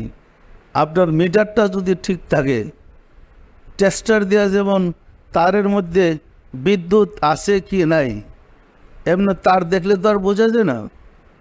বিদ্যুৎ পরীক্ষা করার জন্য টেস্টার থাকে, ওই টেস্টারটা তারে লাগালেই বোঝা যায় এই তারে বিদ্যুৎ আছে অথবা নাই। একজন মানুষ আপনার কাছে এসে বসছে, আপনার কলব টেস্টারটাকে যদি তার সাথে অ্যাপ্লাই করেন, বুঝতে পারবেন সে কেন আসছে। সে কি আপনাকে খাইতে আসছে না বাঁচাইতে আসছে, মানে আসলে টের পেয়ে যাবেন। কিন্তু তার জন্য আপনার কলবটাকে সক্রিয় করতে হবে। আপনার কলবে যদি আল্লাহর জিকির জারি থাকে, আপনার কলব যদি চালু থাকে, আপনার চলাফেরা হাটে বাটে যেখানে যান, আপনার কলবে ইনফরমেশনটা চলে আসবে। আপনি ভালো করলেন কি মন্দ করলেন। আপনি সালাতে যে মেরাজ হবে, সালাতের মাধ্যমে যে পুরস্কার পাবেন, এই পুরস্কারটা লাভ করতে হলেও আপনার কলবের মিটার দ্বারা উপলব্ধি করতে হবে। সম্মানিত আশিকের রাসূলেরা, আল্লাহর সাথে যোগাযোগের কয়েকটা পথ আছে। আপনি এখন বসে থেকে আল্লাহর সাথে যোগাযোগ করতে হলে 3টা রাস্তা আপনার জন্য খোলা আছে, যদি আপনার কলব চালু থাকে। একটা হলো এলহাম। এলহামের মাধ্যমে আল্লাহর পক্ষ থেকে আপনার হৃদয়ে সংবাদ আসবে যে আপনি এই সম্বন্ধে কী জানতে চাচ্ছেন। আরেকটা রাস্তা হলো কাশফের মাধ্যমে। আপনার কলব যদি আল্লাহর জিকিরে পরিপূর্ণ থাকে, অন্তর্দৃষ্টি দ্বারা আপনি উপর দেখতে পারবেন যে আপনি যে কাজটা করতেছেন এটা ভালো কি মন্দ, সেটা আপনি বুঝতে পারবেন। আরেকটা রাস্তা আছে ফায়েজের দ্বারা। আপনি ফায়েজের দ্বারা বসে উপলব্ধি করতে পারবেন যে এটার ফায়েজ ভালো অথবা মন্দ। যেমন দোয়া দেখলে বোঝা যায় আগুন আছে, আর ময়লা আবর্জনার মধ্যে গন্ধে নাকের গ্রানেই বোঝা যায় যে এখানে খারাপ জিনিস আছে। বোঝা যায় না, বোঝা যায় না। সম্মানিত আশিকের রাসূলেরা, আল্লাহর পক্ষ থেকে রহমত এবং গজব উপলব্ধি করার জন্য, ভালো এবং মন্দ সমাজের এবং আল্লাহর পক্ষের উপলব্ধি করার জন্যে আপনাকে বুঝতে হবে কলবের দ্বারা। আপনার কলবে যদি জিকির জারি থাকে, কলব যদি আল্লাহর জিকিরে পরিপূর্ণ থাকে, তখন আপনি ভালো মন্দ যাচাই বাছাই করতে সক্ষম। আমাদের এখানে কিন্তু আমরা প্রকৃত অর্থে ট্রেনিং দিচ্ছি, আপনি যেন এই সমাজে নিজে ঈমান উপরে থাকতে পারেন এবং নিজে ঈমান রক্ষা করে চলতে পারেন। সমস্যা হচ্ছে যেহেতু সারা দেশে এর উপরে কোর্স নাই, সারা দুনিয়াতেই কোর্স বিরল, সেহেতু আমাদের সিস্টেমের সাথে অনেক জায়গার সাথে মিল নেই। মিল না থাকলে একজনের কাছে আপনি জানতে চাইলেন, তখন সে একটা উল্টা বলে দিলে আপনার খটকা লাগলো, তখন দ্বারা আপনি সামনে আগাইতে পারবেন না। মঞ্জিলে মুকসিদে পৌঁছার জন্য মানুষের 4টা জিনিসের প্রথম অবস্থায় প্রয়োজন হয়। প্রথম 4টা হলো বিশ্বাস, আদব, বিশ্বাস, সাহস, মহব্বত। আপনি যখন মঞ্জিলে মুকসিদে পৌঁছবেন, 1 নম্বর আপনাকে আদব লাগবে। বেয়াদবের জন্য আল্লাহর রহমত নাই। বেয়াদব সারা জীবন ইবাদত করলেও আল্লাহকে পাবে না। প্রথম আপনার আদব, 1 নম্বরই আদব ঠিক থাকতে হবে। 2 নম্বর, আপনার পূর্ণ ভক্তি বিশ্বাস আপন মুর্শিদের উপরে রাখতে হবে। বিশ্বাসের কোনো ত্রুটি হলে, যে হোল্ডারের মধ্যে বাল্ব লাগিয়ে আপনি আলো পেতে চাচ্ছেন, বাল্বটা যদি হোল্ডারের সাথে ঠিক মতো সেট না হয়, একটু ফাঁক থাকে, সুইচ দিয়া দোয়া দরুদ চাই বললেন, আলো কিন্তু পাইবেন না। ওজিফা মুখস্থ করে ফেলান, মিলাদ মুখস্থ করে শেষ করেন, কানেকশনটা ঠিক মতো না লাগলে আপনার হৃদয়ে আলো আসবে না। পরিষ্কার না? পরিষ্কার না? কানেকশনটা লাগাইতে হইলে পরিষ্কার যখন হোল্ডারের সাথে বাল্বটা ঠিক মতো লাগবে, সুইচ দিলে চট করে আলোটা চলে আসবে। তো যখন বিশ্বাসের কোনো ত্রুটি হবে, মানে ক্ষুদ্র একটু ত্রুটিও যদি বিশ্বাসের থাকে, আপনি কিন্তু আলোকিত হবেন না, আলো আপনার হৃদয়ে প্রবেশ করবে না। আর বিশ্বাসটা যখন একদম গভীর হবে, সুইচ দিলেই আপনার হৃদয়ে আলোটা চলে আসবে। পরিষ্কার না? পরিষ্কার না? তাহলে সাধনায় উন্নত লাভ করতে হলে প্রথমেই আদব, দ্বিতীয় হলো বিশ্বাস। আপন মুর্শিদের প্রতি 16 আনা ভক্তির বিশ্বাস লাগবেই। যেমন ওই বিশ্বাসে গেলেই কেউ কেউ বলে বাবাই আল্লাহ, মনে কিন্তু আসলে কথাটা এইরকম। আরে বেটারা কথা বলতে দেন, চিন্তা তো কথা বলতে পারবো। এই বিশ্বাসের স্তর ওই জায়গায়, তখন সাধক ওই জায়গায় বলতে থাকে বাবাই আল্লাহ। এর অর্থ এটা, বাবা তুমি জানি আল্লাহ না। আগে শুনেন, চিল্লাচিল্লি করে তার বলতে পারবো না। মুর্শিদ তো মুর্শিদই, মুর্শিদ কোনোদিনই আল্লাহ নয়। যেমন বাল্ব ভিতরে থাকে ফিলামিন আর বিদ্যুৎ থাকে তারে, কি বলেন, তা বিদ্যুৎ আর ভিতরের বাল্বের ভিতরের ফিলামিন আর বাল্ব এক জিনিস নয়, এখানে তিনটা জিনিস। আপনার বাল্ব ঠিক আছে, লাইনে বিদ্যুৎ নাই, বাল্ব দেওয়া সুইচ দেন, আলো জ্বলবে না। বাল্ব ঠিক আছে, ফিলামেন্টটা ফেল করছে, সুইচ দেন, আলো জ্বলবে না। বাল্বের উপরের কাজ নাই, ফিলামেন্ট আছে, বিদ্যুৎ আছে, আলো জ্বলবে না। সুইচ দিলেই ফিলামেন্টটা উড়ে যাবে। সত্য না মিথ্যা বলেন তো? এখানে তিনটা জিনিস এক হয়ে আলো দিচ্ছে। যিনি মুর্শিদ, তিনি তো স্থূল দেহটা বাল্বের মতো, তার হৃদয়টা ফিলামেন্টের মতো, আর বিদ্যুৎটা হচ্ছে আল্লাহর মতো। ওই মুর্শিদের হৃদয়ে যখন আল্লাহর নূরটা প্রকাশ পায়, তখনই দেখা যায় মুর্শিদই আল্লাহ। আসলে মুর্শিদের হৃদয়ে আল্লাহর নূরটা প্রজ্বলিত হচ্ছে। এই কারণে কেউ যখন আল্লাহকে দেখে মুর্শিদ রূপে দেখে। পরিষ্কার না? পরিষ্কার না? মানে বাল্বের রূপই আপনি বিদ্যুৎ রাখে দেখবেন, কিন্তু বাল্ব কোনোদিনই বিদ্যুৎ নয়। বাল্ব এক জিনিস, বিদ্যুৎ এক জিনিস, ফিলামেন্ট আরেক জিনিস। পরিষ্কার না? পরিষ্কার না? কিন্তু আপনি উপকৃত হইতে চাইলে বাল্বের মাধ্যমে আলোটা আনতে হবে। বাল্বকে ছেড়ে দিয়ে আপনার রূপে জিন্দিগিতে আলো আনতে পারবেন না। আল্লাহকে আপনার কাছে আনতে হলে সারা জীবন শেষ করে ফেলান, কোনোদিনই পারবেন না। আনতে হলে মুর্শিদকে লাগবে। যেমন বাল্ব ছেড়ে দিয়ে আলো আনা যায় না, মুর্শিদকে ছেড়ে দিয়ে আল্লাহ এবং রাসূলকে কাছে আনা সম্ভব নয়। পরিষ্কার না? পরিষ্কার না? সম্মানিত আশিক রাসূলেরা, এই পথে নির্ভর করে আপনার কি আল্লাহকে পাবেন বা না পাবেন, ইমানদার হবেন কি হবেন না, আপনার বিশ্বাসের উপরে।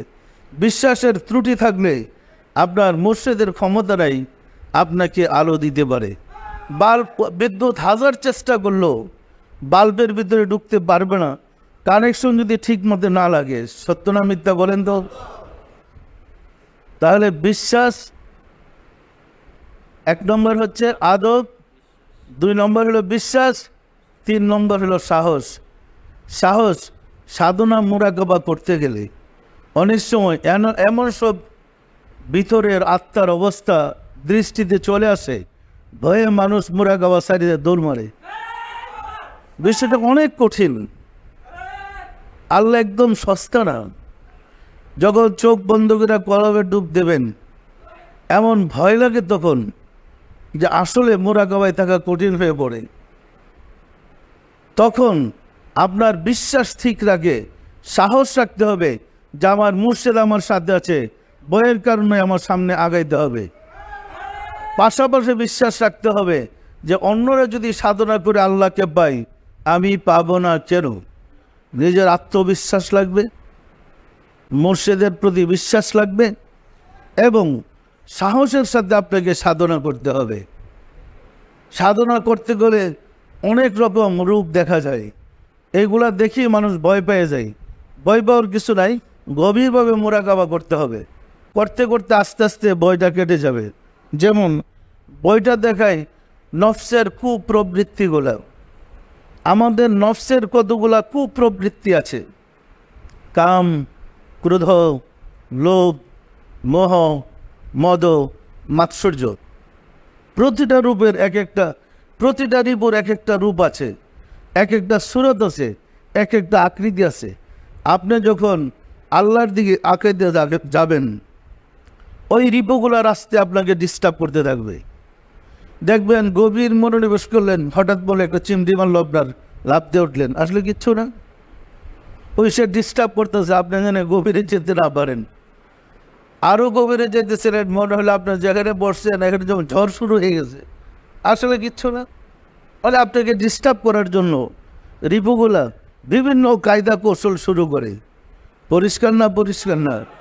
তখন আপনি যদি বিশ্বাস হারিয়ে ফেলেন, মানে সাহস হারিয়ে ফেলেন, সামনে তো আগাইতে পারবেন না। সাহসের সাথে আপনাকে আগাইতে হবে। 3, 4 নম্বর মহব্বত। একটা কথা আছে, যে যাকে ভালোবাসে সে তার কথা মানে মুহূর্তে মুহূর্তে স্মরণ করে না। তাহলে আপনার মসজিদের প্রতি পূর্ণ মহব্বত থাকতে হবে, প্রেমের পথ পাইয়া সেদিকে আগাইতে হবে। তো মসজিদের প্রতি যখন পূর্ণ মহব্বত থাকবে, মহব্বত থাকলে যত বেশি মহব্বত থাকবে, আস্তে আস্তে আপনার কাছে রাসূলের মহব্বতটা প্রকাশ পাবে। আরও যত মসজিদকে ভালোবাসবেন, রাসূলের পরই আল্লাহর মহব্বতটা আপনার ঈদে ফুটে আসবে। কিন্তু প্রথম শর্ত, এই প্রেম ভালোবাসা মসজিদের সাথে হবে।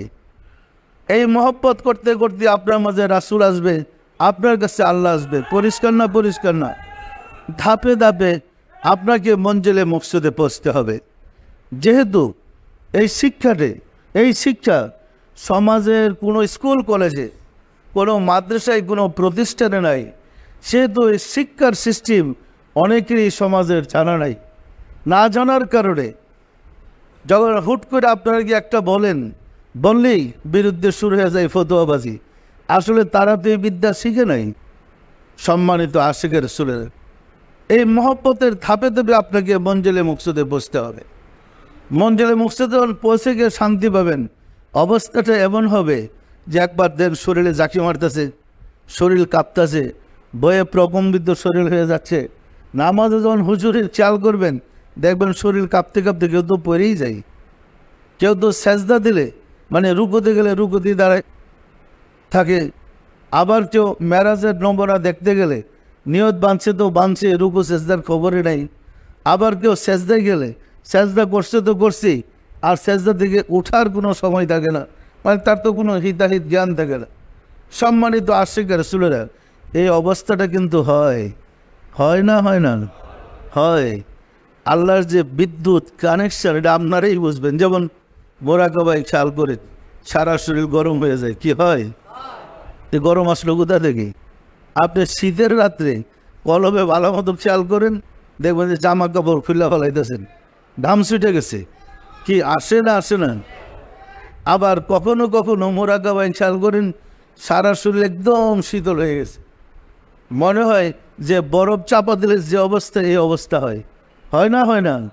তাহলে এটা আপনার পাইলেন কোথায়? এখন গরম, এত শীত কেন? আবার এখন শীত, এত গরম কেন ঘামতেছেন? এটা কিন্তু আল্লাহর 2টা হাত, একটা হলো জালাল এবং জামাল। আল্লাহর কয়টা হাত? একটা হাতকে বলে জালালি, আর একটা হাতকে বলে জামালি। জামালি ফায়েস্টে যখন আপনার মধ্যে প্রবেশ করবে, তখন দেখবেন মোরাকাবে বসে আস্তে শান্ত হইয়া হৃদয়ের প্রশান্তির কারণে শুয়া ঘুমাই পড়লেন, আরে বর্ষা মধ্যে ঘুমাই গেলেন। আপনি দুরূদ শরীফ পড়তেছেন, মানে 500 বার পড়বেন, 100 বার পড়তে ঘুমাইয়া শেষ। কি অবস্থা আপনাদের হয়? এটা ফায়েজে জামালির তাসিরে হয়। আবার কারো সবার কিন্তু একরকম না।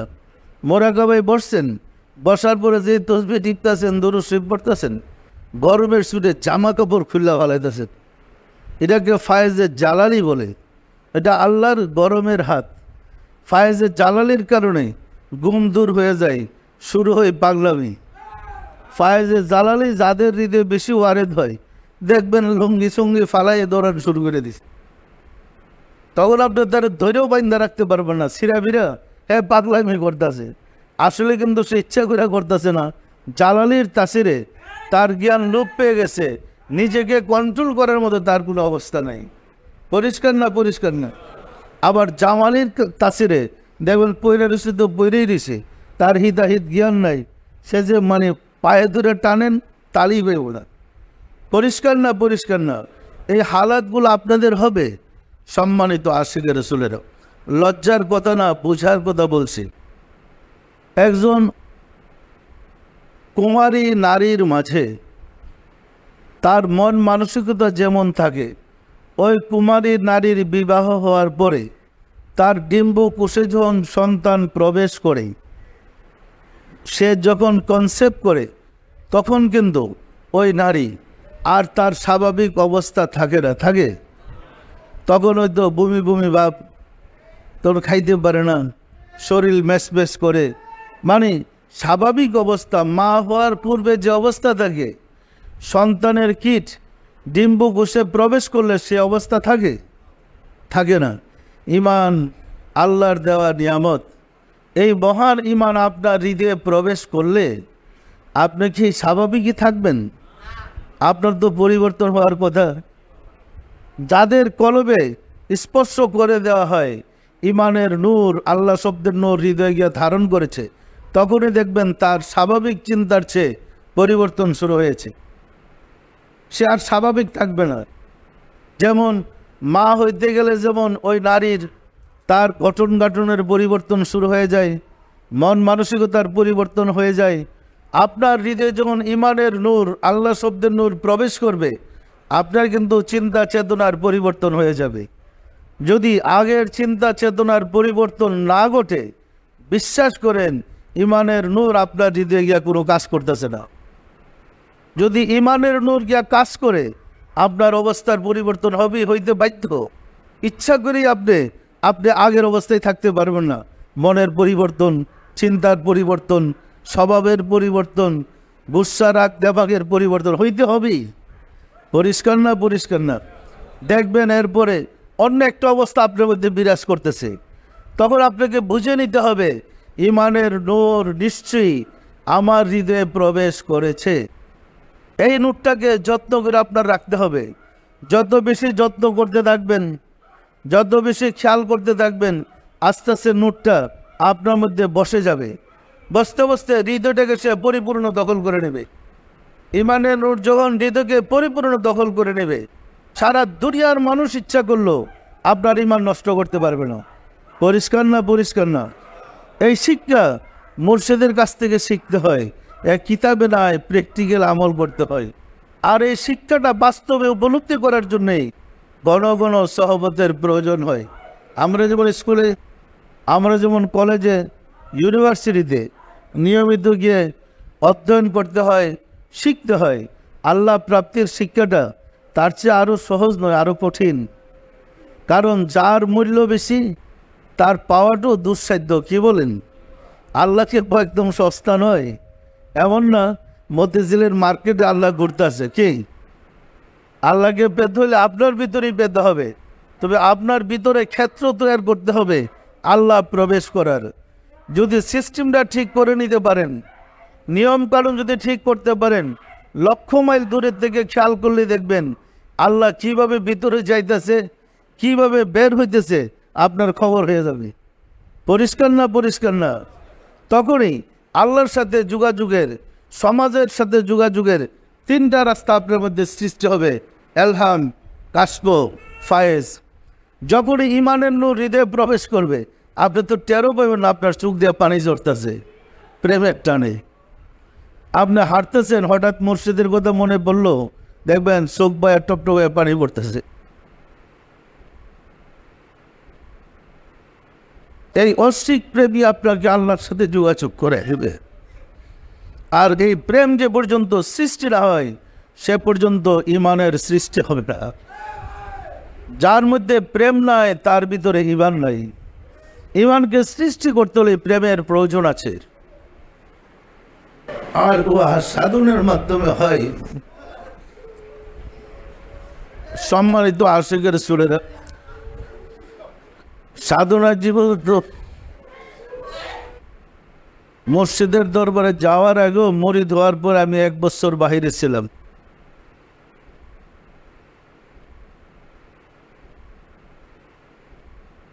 তখন তো আর্মিতে 16 বেঙ্গলে জয়দেবপুর রাজবাড়িতে ছিলাম।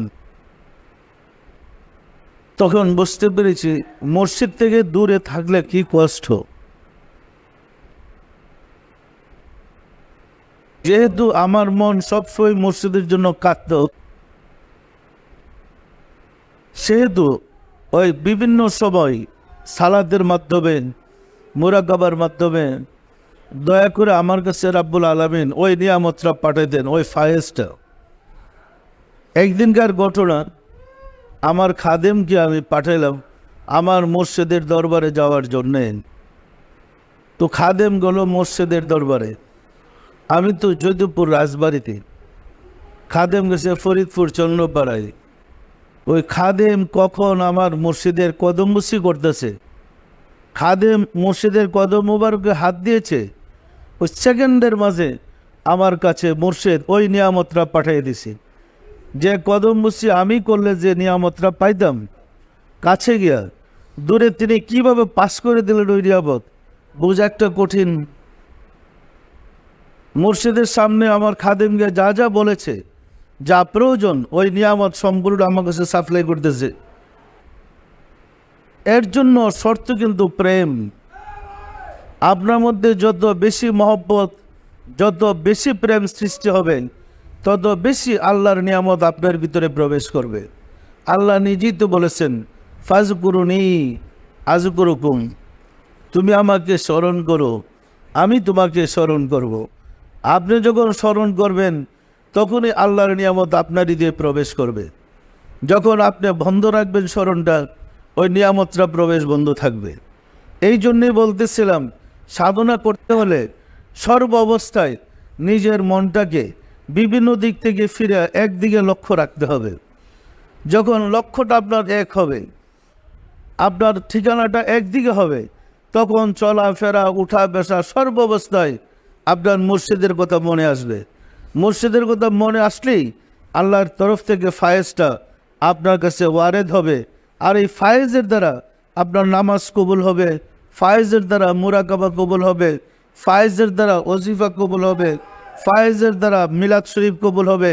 ফায়েজই মূল, ফায়েজই আপনার চরিত্রের দোষ ত্রুটি দূর করে দেবে।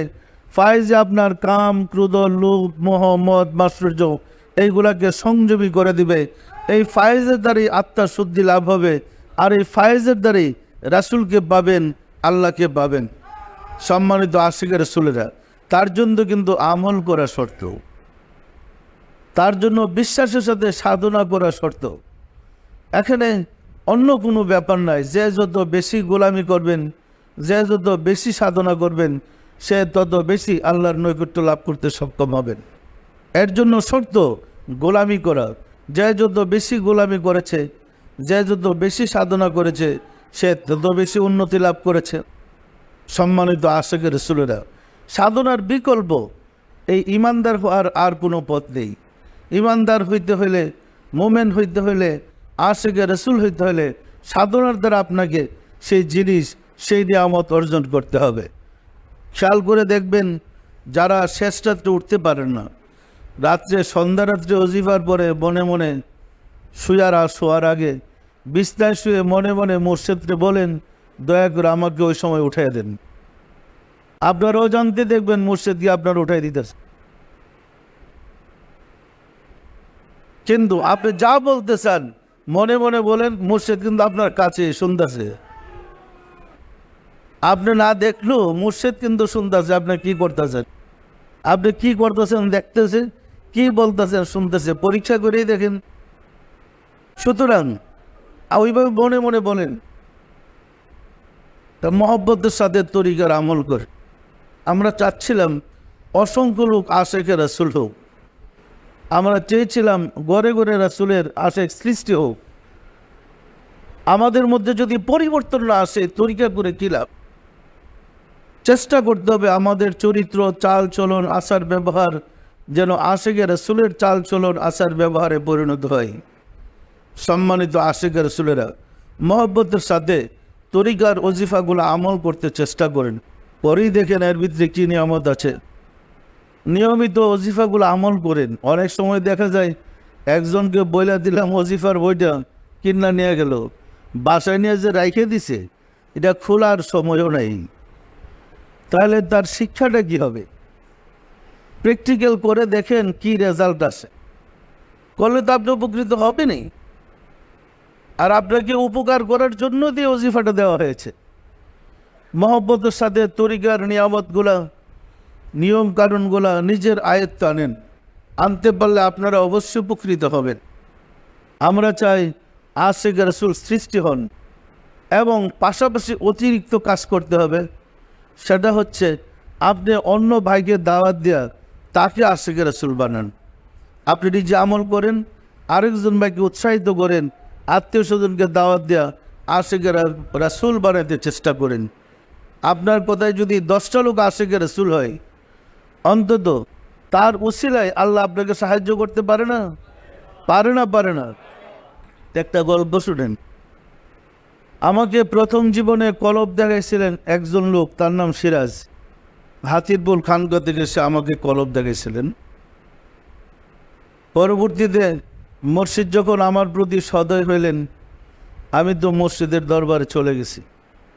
সে তখন ওই আগে খলিফা ছিল, মানুষকে তরিকা দিত।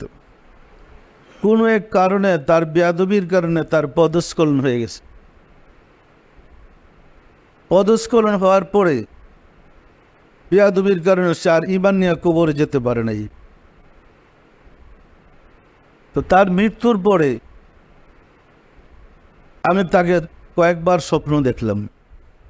একদিন স্বপ্ন দেখলাম সে করুণ অবস্থায় আছে, ছেঁড়া কাপড়, ময়লা, আমার কাছে গিয়ে কান্দাকাটি করতেছে যে আমি ভীষণ কষ্ট আছি, আপনার দয়া করে আমাকে মাফ করে দেন।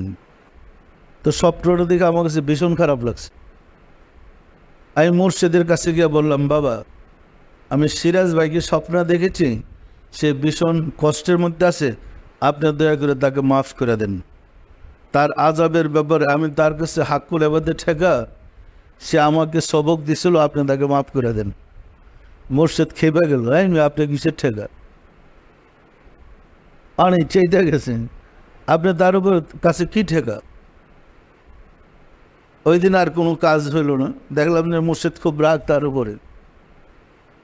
কিছুদিন পরে আরেকবার স্বপ্নে দেখলাম সে এসে আমার কাছে কান্দাকাটি করতেছে, আপনি আমার একটা ব্যবস্থা করে দেন। ওই দিনে গিয়ে মুর্শিদের কাছে বললাম, বাবা, দয়া করে সিরাজ ভাইরে মাফ করে দেন, ঠিক করে দেন। প্রথম দিন যেমন ধমক দিছিলেন, আজকে একদম খেপা না। তখন আমি একটু দেখলাম যে একটু স্বাভাবিক অবস্থায় আছেন মুর্শিদ। তা আমি একটু সিরিয়াস বললাম, বাবা, দয়া করে এখন তারা ঠিক করে দেন। তার যে অবস্থাটা সে পরিবর্তন ঘটে দিয়ে, মানুষ তো ভুল করি, পিতার কাছে তো সন্তান অপরাধ করি, পিতা যদি ক্ষমার নজরে না দেখে সে তো ধ্বংস হয়ে যাবে। আপনি দয়া করে তাকে মাফ করে ঠিক করে দেন। পরে আমার সাথে দয়া করে উনি বললেন, যার মাফ করে দিস। এরপরে স্বপ্ন দেখলাম সে খুব ভালো অবস্থায় আছে। এখন এই সিরাজ যদি আমাকে সবক না দিতেন, সে যে সম্পদ হারাই গেছিল, জীবনও ফেরত পাইতো না। কি বলেন? সে তো শেষ হয়ে গেছে। কিন্তু মুর্শিদের দয়ায় সে তো ধ্বংস হয়ে গেছিল, আবার সে নিয়ামত ফেরত পাইছে। তো আপনার আমার প্রচেষ্টা দ্বারা যদি 2টা লোক আশিকে রাসূল হয়, সে কঠিন বিপদের সময় সাহায্য করতে সক্ষম। পারবে না? সম্মানিত আশিকে রাসূলেরা, এই কারণে চেষ্টা করেন যেন আরও ভাইদেরকে, আত্মীয় স্বজনকে আশিকে রাসূল বানাইতে পারেন। আর নিজের কাজ নিজে করেন, আমলগুলা নিজে করেন। যদি করেন আপনি উপকৃত হবেনই। যে তরিকা মানুষের পরিবর্তন ঘটাইতে পারে না, দেওয়ানবাগি সে তরিকা করে না। দেওয়ানবাগির তরিকা এটা যে জীবনের পরিবর্তন ঘটাই দেয়া একটা ডাকাই চৌলি আল্লাহ বানাই দেবে। সুতরাং আমার প্রতি বিশ্বাস রেখে কাজ করে দেখেন, পরিবর্তন হয় কি হয় না? আপনি বিশ্বাস রেখে কাজ করেন, অবশ্যই পরিবর্তন হবে। আসুন রাব্বুল আলামিনের সাহায্য চাই, তিনি যেন দয়া করে আমাদেরকে তার রাস্তায় উঠায়া লয়। আউযু বিল্লাহি মিনাশ শাইতানির রাজিম। বিসমিল্লাহির রহমানির রহিম।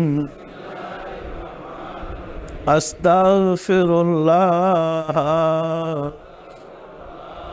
রাব্বি মিন কুল্লি জামবি ওয়া আতুবু ইলাইহি। আয় আল্লাহ, জীবনভর নফসের খাহেশে, শয়তানের ফেরেবে যত প্রকার গুনাহ করিয়াছে, সমস্ত গুনাহ হইতে তোমার নিকট তওবা করিতেছে। আয় আল্লাহ, দয়া করিয়া আমার তওবা কবুল করো, আমার গুনাহ মাফ করো। লা ইলাহা ইল্লাল্লাহ মুহাম্মাদুর রাসূলুল্লাহ। সবাই দিলের হাত উঠে বলেন আল্লাহ আমিন। আল্লাহ দেল মাওলা দেল খুদা কদম কঙ্গাল ভিক্ষুকেরা পবিত্র জুমার দিনে জুমার নামাজ পড়লাম। আশিক রাসূল মাহফিলে আজকের তালিম গ্রহণ করলাম। তোমার প্যারা হাবিবের শানে দুরূদ সালাম আর মিলাদ শরীফ পড়লাম। তওবা করে তোমার শাহী দরবারে জোরহাত করে মাফ চাই। জীবনে যত ভুল বেয়াদবি করেছি দয়া করে মাফ করে দাও, মাফ করে দাও রে মওলা। আমাদের ভুল বেয়াদবিকে মাফ করে দাও, আমাদের ইবাদত সময় কবুল করে নাও। এর ফজিলত পৌঁছে দাও তাজদার মদিনা সরকার দু আলম হযরত মুহাম্মদ মুস্তাফা মোহাম্মদ মুস্তাফা সাল্লাল্লাহু আলাইহি ওয়াসাল্লামের হুজুরে সওয়াব নজর বসাও। রাসূল পাক সাল্লাল্লাহু আলাইহি ওয়াসাল্লামের সম্মানিত পিতা মাতা দাদা দাদি নানা নানি আল আওলাদ আল সাহাবাজ ওয়াজ মুতাহিরিন আহলে বাইতিন খুলাফায়ে রাশিদিন দের আর আব্বাকর জুরে সওয়াব নজর বসাও। খাতুনে জান্নাত মা ফাতেমা রাদিয়াল্লাহু তাআলা আনহা, সাইয়েদনা হযরত ইমাম হাসান, সাইয়েদনা হযরত ইমাম হুসাইন রাদিয়াল্লাহু তাআলা আনহুমা, যারা দিন ইসলামের জন্য কারবালার প্রান্তরে শাহাদাত বরণ করে গেল রে মাওলা। দয়া করে তাদের আরওয়াহ পাকের হুজুরে সওয়াব নজর বসাও, সওয়াব নজর বসরে মাওলা। বাবা আদম আলাইহিস সালাতু ওয়াস সালাম হইতে রাসূল সাল্লাল্লাহু আলাইহি ওয়াসাল্লাম পর্যন্ত যত আম্বিয়া আলাইহিস সালাতু ওয়াস সালাম দারুল বাকায়ে তাশরীফ নিয়েছেন তাদের আরওয়াহ পাকের হুজুরে সওয়াব নজর বসরে মাওলা। আমার মুর্শিদ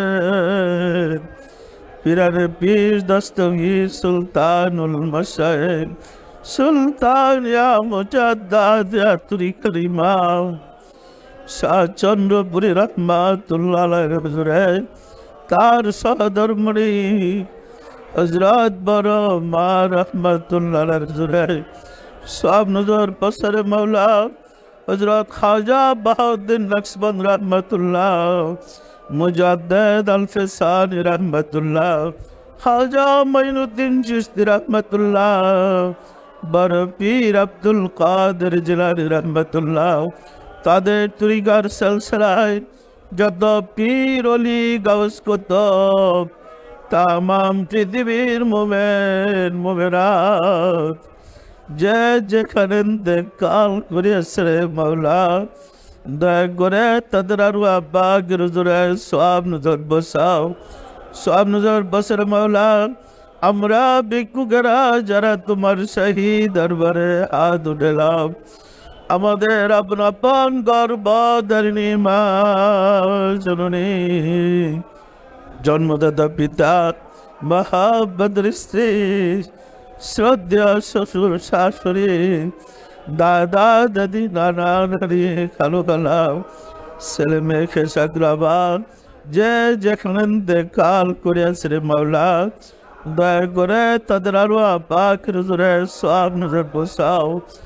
আর যারা জগতের বুকে বেঁচে আছে তাদের প্রতি রহমত নাযিল করো, তাদেরকে তোমার রহমতের চাদর দিয়ে ঢেকে রাখো মাওলা গো। দয়া করে ঘরে ঘরে আশিকে রাসূল বনে দাও, ঘরে ঘরে আশিকে রাসূল সৃষ্টি করে দাও, আমাদের হৃদের কালিমাকে দূর করে দাও, আমাদের মাঝে তোমার প্রেম জাগাইয়া দাও, আমাদেরকে আশিকে রাসূল হিসেবে কবুল করে নাও মাওলা গো। আমাদের হৃদয়ের অন্ধকারকে দূর করে দাও, আমাদেরকে দয়া করে নূরে ঈমান ভিক্ষা দাও, আমাদের মাঝে তোমার জজবাত পয়দা করে দাও, আমাদেরকে দয়া করে কবুল আর মঞ্জুর করে দাও, আমাদের ভুল বেয়াদবিকে মাফ করে দাও, আমাদের মাঝে তোমার প্রেম দয়া করে জাগায় দাও মাওলা গো। আজকের মাহফিলকে কবুল করে নাও, আমিন। বাহাগলা ইলাহা ইল্লাল্লাহু মুহাম্মদ রাসূলুল্লাহ।